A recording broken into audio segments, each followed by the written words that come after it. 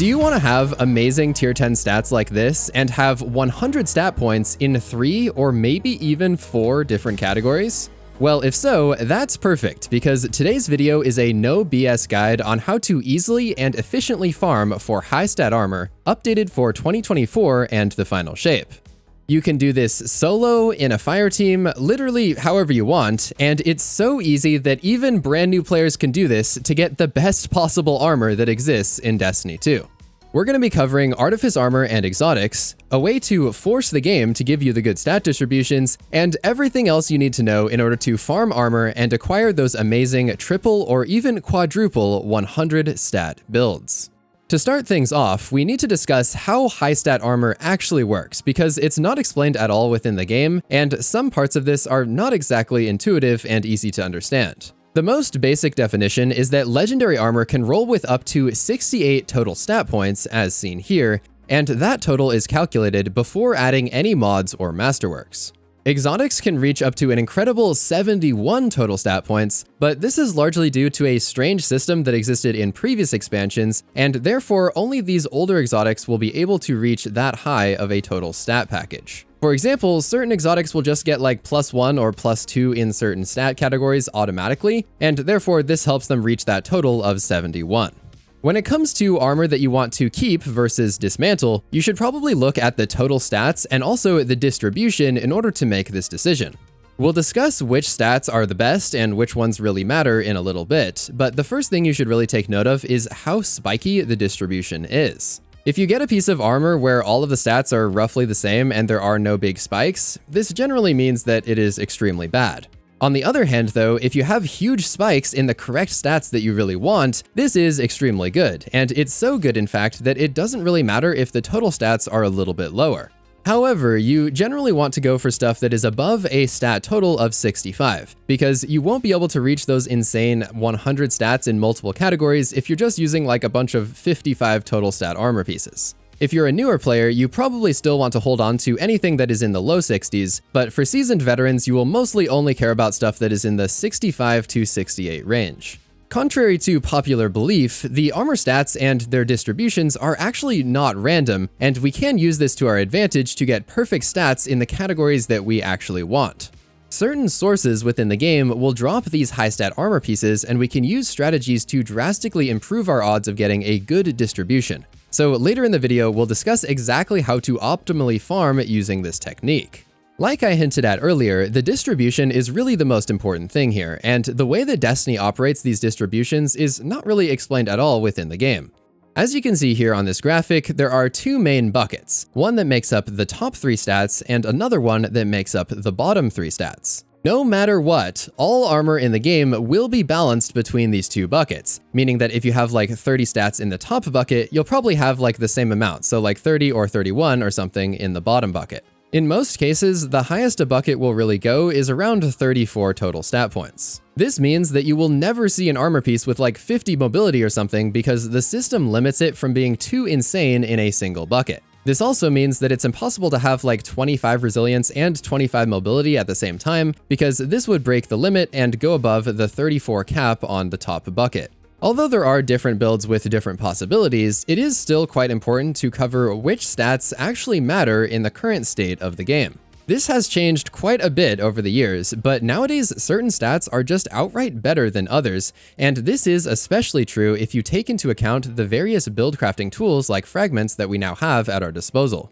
For example, resilience was absolute garbage in the past because it just slightly increased the amount of hit points that you had, but nowadays resilience is far and away the most important stat in the game. It doesn't really matter what you're doing inside of PvE, but no matter what, you should just always be going for a high resilience build, and ideally 100 if you can manage it. This stat will give you a huge 30% damage resistance and therefore make it much easier for you to survive in any content that has any threatening enemies. In addition, Titans also get to have their class abilities recharge faster when they have high resilience, so be sure to always max out that stat when you're on a Titan. Although the resilience damage resistance doesn't work in PvP, the resilience still increases your HP total and therefore makes you a bit more tanky in the Crucible. Next up, we have recovery, and this is a fairly important stat for most PvE builds. Warlocks should always go for high recovery because it helps them get their class ability back faster, but all other classes can still benefit from having relatively high recovery. Discipline is another stat that is quite good for basically every class. This will help you get your grenades back faster, and grenades are a very key component in a lot of different builds throughout the game. Grenades also are quite good because of the Ashes to Assets mod on your helmet, and this means that every time you get a grenade kill, it will give you a significant chunk of your super back. Mobility is basically trash for every single character except for hunters, and even then, hunters don't even need a lot of it. Mobility just improves your jumping and strafing, which of course isn't a huge factor in PvE, but for hunters it does improve your class ability regeneration. Even hunters, though, can still get their class ability back in other ways like fragments and mods, and also abilities like combination blow, so even for hunters you don't really need to max out your mobility stat. Although it worked completely differently in the past, intellect today is kind of just a bad stat, and you really do not want to heavily build into it, especially for PvE. It will help you get your super back just slightly faster, but nowadays with all of the build crafting options that we have, you can get your super in like 30 seconds with a bunch of different setups. So intellect is really not something you should be prioritizing, and you should really put your stat points towards something more important like resilience. Strength is also something that is really not important simply because there are like a million different ways that you can get your melee ability back, whether it's an exotic like Insurmountable Skullfort, or the hunters having the Gambler's Dodge, or several fragments, and I don't know, there's just a bunch of different ways you can get your ability back, so you don't really need to build into having more melees. I will say though, you should take everything in this previous section with a grain of salt, because these are just general recommendations and not concrete rules, and certain builds can differ slightly in their preferences.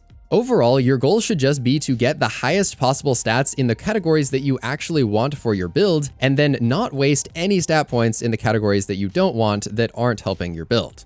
Of course, it's important to note that stats only matter when you reach a multiple of 10, so for example, 99 is the same as 90.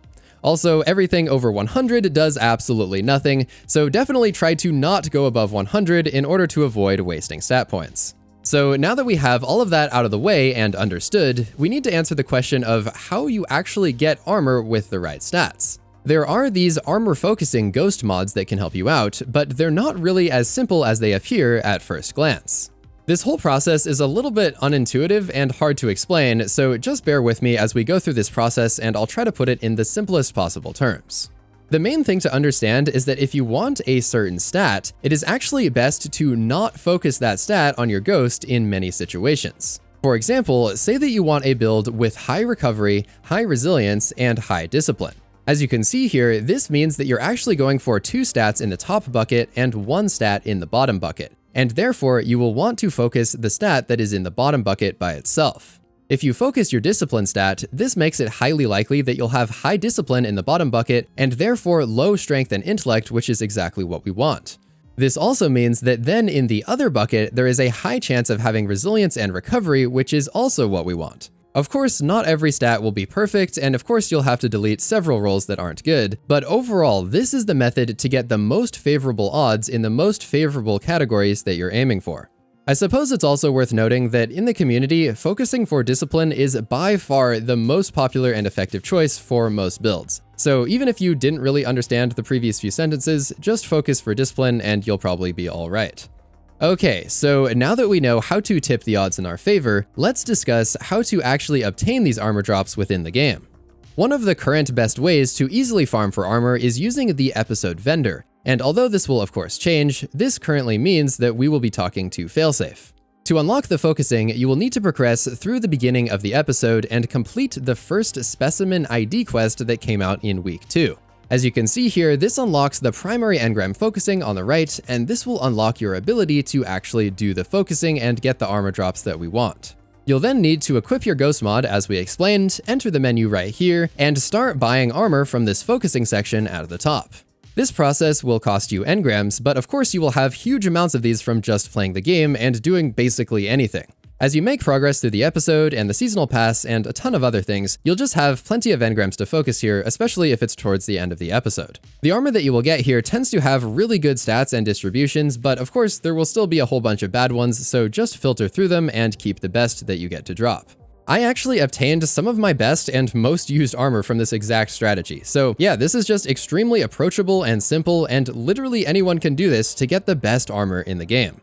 With that said though, there are a variety of endgame activities that also drop really good armor above 60 total stats, with stuff like raids and dungeons being a solid source. In particular, Pit of Heresy can be an extremely efficient farm because you just need to go in and kill the boss over and over and he will continually drop armor with guaranteed high stat distributions. Not only is this boss guaranteed to drop armor on every single kill, but he also is guaranteed to drop with 16 or higher in 2 of the single stats, meaning that there is a much higher likelihood of armor being spiky and therefore being useful for your stat build. It's worth noting though that you can only farm with this method when the dungeon is focused, and you can see if it's focused by looking for the pinnacle icon right here on the map when you go to select it. In order to actually do this farm within the game, all you need to do is join a checkpoint bot to get the checkpoint, take out the boss, rinse and repeat, and just farm it until you have some good rolls. If you want to get access to the checkpoint bots, simply join my Discord at discord.gg/shadowdestiny.